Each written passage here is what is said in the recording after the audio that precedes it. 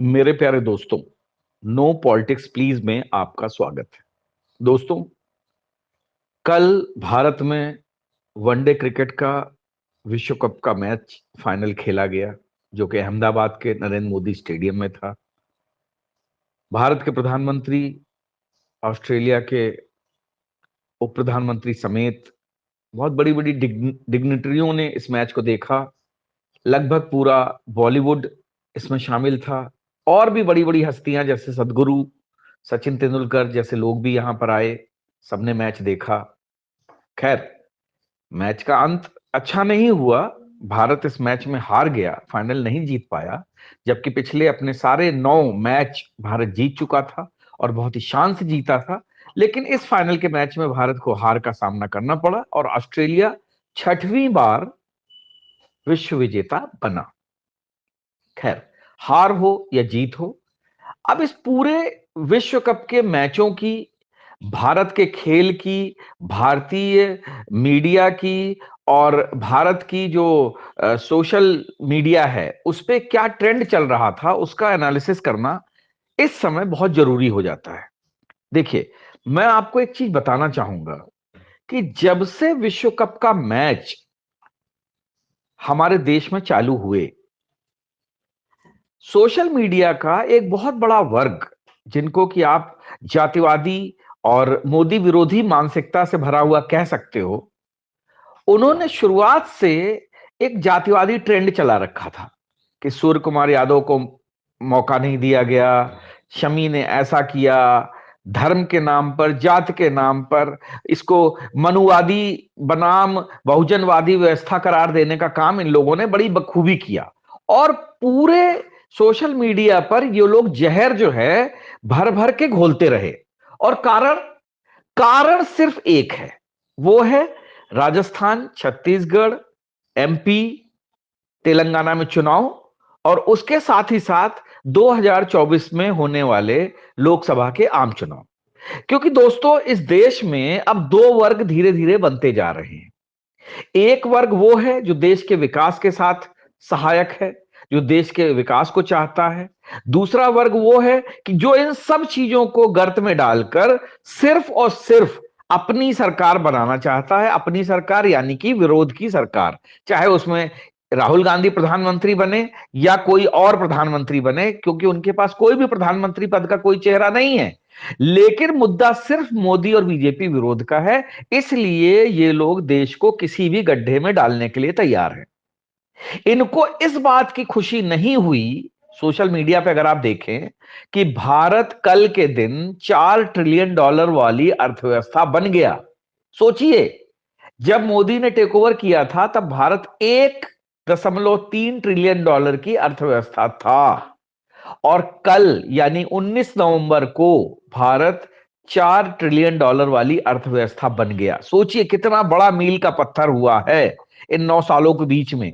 लेकिन इनको उससे खुशी नहीं थी। इनको दुख इस बात का था कि नरेंद्र मोदी फाइनल मैच देखने क्यों पहुंचे। इन जातिवादी कीड़ों से यह पूछा जाना चाहिए, इन मोदी विरोधी लोगों से यह पूछा जाना चाहिए कि अगर ऑस्ट्रेलिया की एक डिग्निटरी यहां पर मैच देखने आ रही है, तो क्या भारतीय प्रधानमंत्री ने वहां पर जाकर कोई गलती की? और जिस तरह से भारतीय प्रधानमंत्री नरेंद्र मोदी के ऊपर कमेंट किए जा रहे हैं, वो किसी भी तरह से स्वीकारोग्य नहीं है।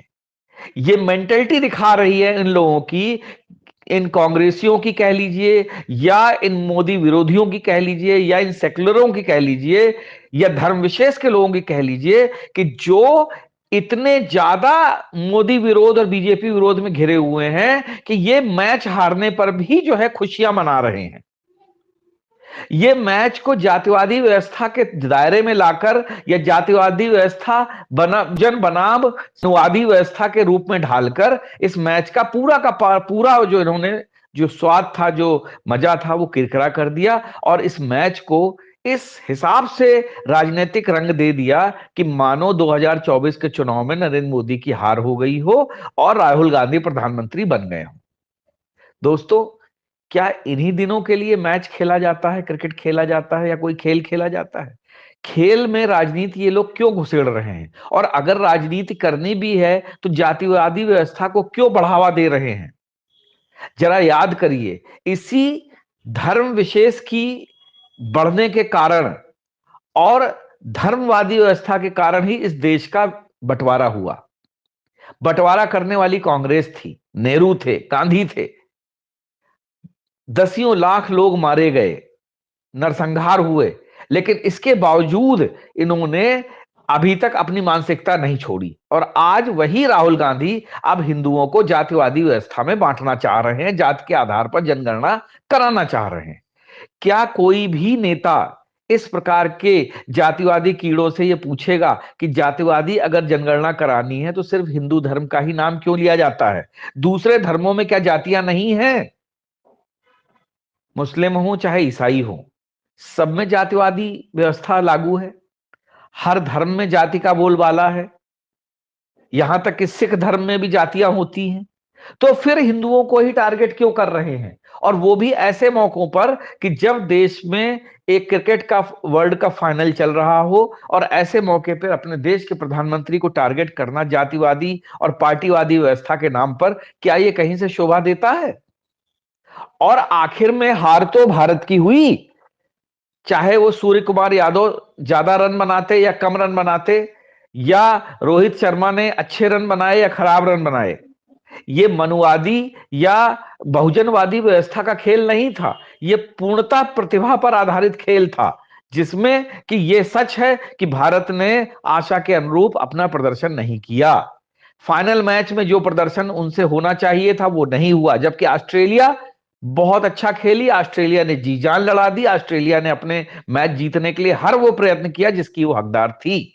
भारतीय टीम लचर नजर आई, सुस्त नजर आई, जीतने के लिए कोई प्रयत्न नहीं किया, और ये एक तरीके से कहा जाए तो उन्होंने फाइनल मैच अपनी निष्क्रियता से ऑस्ट्रेलिया के हाथों में डाल दिया।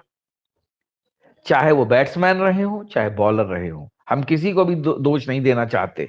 शमी बहुत अच्छा कर रहे थे, नहीं कर पाए। सिराज अच्छा कर रहे थे, नहीं कर पाए। जडेजा अच्छा कर रहे थे, नहीं कर पाए। लेकिन इसके लिए किसी एक को हम दोष नहीं दे सकते हैं। लेकिन जिस तरीके से सोशल मीडिया पर शमी, सिराज, सूर्य कुमार यादव, इन सब के लिए जो पोस्टें लिखी जा रही हैं, जिस तरह से इनको जो है बहुजनवादी बता के मनवादियों यानी कि राहुल शर्मा और विराट कोहली को गालियां दी जा रही हैं, वो कहीं से भी स्वीकार्योग्य नहीं है। दोस्तों, खेल को खेल रहने दीजिए, उसमें राजनीति मत घुसेड़िए। जिस जगह पे भी राजनीति घुसी है उस जगह का सत्यानाश ही हुआ है, ये आप हम सभी जानते हैं।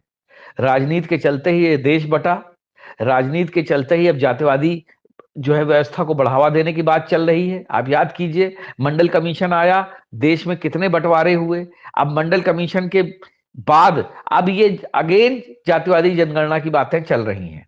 दोस्तों, जाति में जितना भी बटोगे उतना ही कटोगे, ये बात ध्यान रखना। इसलिए आइए सब मिलजुल कर ये प्रण लें कि इस प्रकार की बातों का हम कभी समर्थन नहीं करेंगे। इस प्रकार की सोशल मीडिया को अवॉइड करना शुरू करिए, और जो लोग भारतीय प्रधानमंत्री को गालियां दे रहे हैं, वो जरा उनके द्वारा किए गए अच्छे कामों की भी लिस्ट देख लें कि किस तरह से भारत 1.3 ट्रिलियन डॉलर से आज 4 ट्रिलियन डॉलर की व्यवस्था बन गया है, और अगले 5 सालों में 5 ट्रिलियन डॉलर व्यवस्था बनने की ओर अग्रसर है। दोस्तों, देश विकास करेगा तभी हम भी विकास करेंगे। जातिवादी व्यवस्था से किसी का भला होने वाला नहीं है। देश ऑलरेडी धर्म के आधार पर बांटा जा चुका है। अब और ज्यादा ये बदतमीजियां स्वीकार नहीं की जानी चाहिए। और मैं तो कहूंगा भारत सरकार से कि कुछ दिनों तक चीन का मॉडल अपनाकर चलिए। जितने भी इस प्रकार की जातिवादी और जो धर्मवादी कीड़े हैं उनको मसल दिया जाए, क्योंकि जब तक इन लोगों को इस देश में मसला कुचला नहीं जाएगा, ये देश यूं ही बंटवारे की आग में जलता रहेगा और खाइयां लंबी होती जाएंगी, खाइयां खोदी जाती रहेंगी। दोस्तों, हमें सख्त प्रशासन की जरूरत है, सख्त सरकार की जरूरत है। जब तक ऐसा नहीं होगा, ये जातिवादी कीड़े, ये धर्मवादी कीड़े अपना फन फैलाए रहेंगे और देश को बर्बाद करते रहेंगे। उम्मीद है आपको हमारी ये बात पसंद आएगी और आप हमारी बात का समर्थन करेंगे। जय हिंद, जय भारत।